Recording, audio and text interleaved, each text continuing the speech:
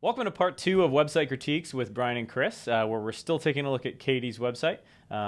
So let's just dive right in. Let's do it. So we left off on the last video talking about the homepage of Katie's website, and one of the things that I sort of was noting, and I wanted to get Chris's input on it, is it's important to have a primary like focus point or a primary call to action, a CTA as we might call it, on your website. And what I see on Katie's website is something that I see on a lot of photographers' websites, where they have all the buttons in the navigation kind of blend into each other, so there's no real primary action and secondary action. And so I want to get Chris's input on if we assume the primary action is to contact Katie or to contact you on your website, whether that's a contact button or it says get in touch or it says book me or whatever it says, do we want that button to stand out? So I just wanted Chris's thoughts on that. Yes, definitely. That call to action, that CTA, needs to stand out, and this is the perfect place. Right here in the top right-hand corner, there's no better place for it.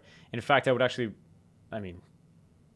don't think search is super useful, so I'd actually remove search and have that top right-hand spot. It's such a primary place. It's where people are looking for it, to call them to action to what you want them to do, which is probably book a session, right? So, yeah, definitely, Bryan. Cool. Awesome. So we're going to dive into Katie's About page, and we'll kind of dive into that and start giving Katie some feedback on that, and hopefully you can glean some feedback on ways that you can make your About page better as well.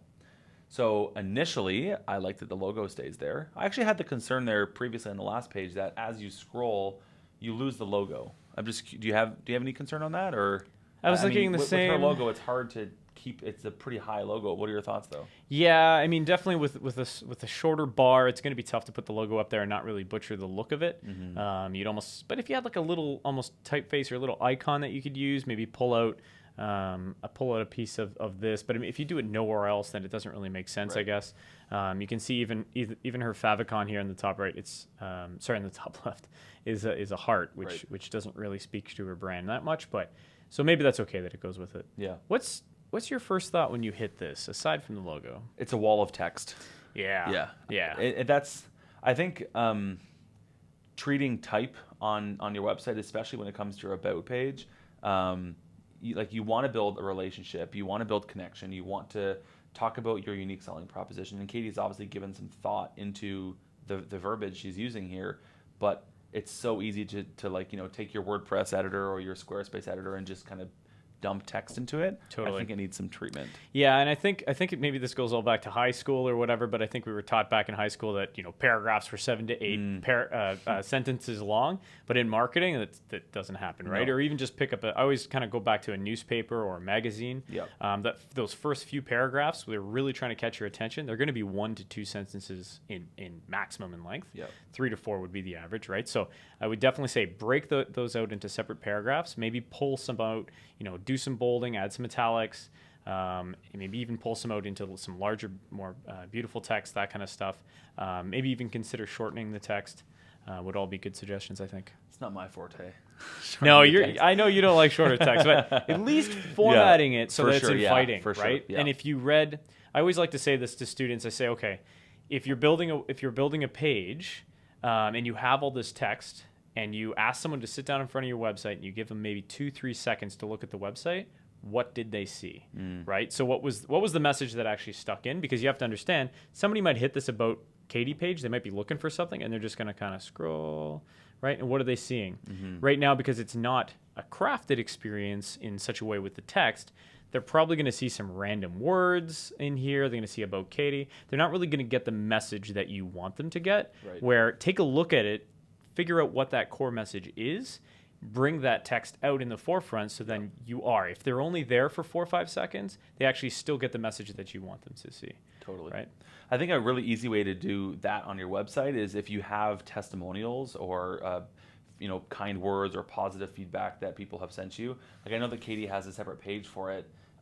In my experience in sort of analyzing, Google Analytics or analyzing heat maps, things like that, people typically don't click on a testimonials page. I find it's something that's nice to have, but people typically won't click just to go there. So if you can, again, that could be different from other people's websites, but why not take those testimonials and sprinkle them throughout these pages? And so that's where you could now visually have like a nice big block over here that kind of split up the text and made it look like it wasn't so like big chunk of text, and it was kind of split up with some images and some some testimonials and some bold and that kind of thing. Yeah, no, I think that's a great suggestion. Yeah. Yeah, and that kind of just even lends to that whole story, right? You can trickle in those testimonials that really make sense for those sections, especially if you have a good catalog of testimonials. Kind of pick and choose which ones, okay, what one makes a lot of sense for the About page, what one makes a lot of sense for the portfolio page, and so on and so forth, right? Yep, love it. Let's go down here because it looks like, so Katie has this footer that's shared, it looks like for the most part on all of her pages. So we've got a little kind of welcome here, we have our Instagram sort of highlight reel here, and then a newsletter here. What are your thoughts on this as a footer to have on every one of your pages? Is that a loaded question? Yeah. Yeah. I mean, there's a lot there. Yeah. You have to be careful with smaller pages too, because Google is going to want to look for unique content per page. So when you have, for example, something like a testimonial page, you have something like a portfolio page, for example, that doesn't have a lot of text on it, but then you still have a huge block of text in the footer that's on every other page. You're not really doing yourself a favor for search engine optimization. I don't know. What do you think visually, though? Like, what's the... Or marketing she's split it into 3 columns, so I mean, like visually, there's some alignment there, which I think is nice. I think you have to think about purpose though, like, and that would be like my comment is like, what are we trying to accomplish here? Because if this is in your footer, you're kind of greeting them down here, but realistically, you probably already greeted them, so you're kind of duplicating that content, and then after they've read it once, they're seeing it again on every other page, which feels redundant to me. Totally.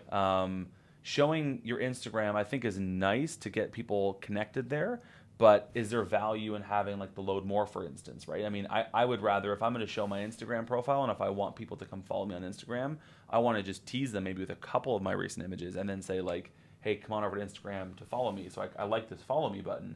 I don't know if I would want them to be loading my entire, because I could, by the looks of it, I can pretty much load her entire feed here. I can just keep going. So there's no real reason for me to go on Instagram, which is going to be a great way to keep top of mind with Katie and to sort of check out more of her work in a way that's more native to what Instagram is. Whereas now I'm kind of viewing it in these like little tiny blocks here on her website. Yeah, I would agree. So there's that element, and then for me, the whole join my newsletter thing. Like, I mean, we could have probably a whole 10-minute video on this, but no one wants to join your newsletter. No. Like, I'll just like in general, like, like you have to explain what's in it for me, right? Like, why would someone join your newsletter? Like, no one's gonna come here unless they're ready to book you and they're like, yeah, I totally want to book you, in which case I don't want to push them to a newsletter. I want to push them to my booking form or my contact form.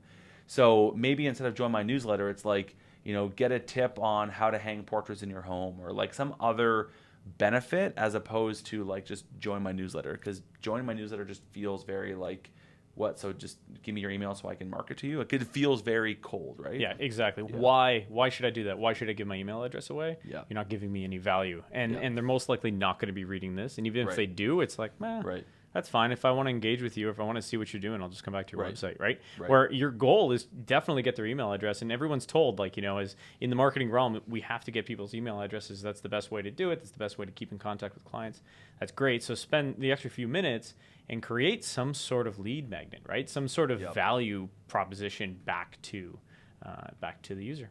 Awesome. So that's part 2 of this website critique with Bryan and Chris. We'll see you in the next video on part 3, where we're going to dive into more of Katie's website.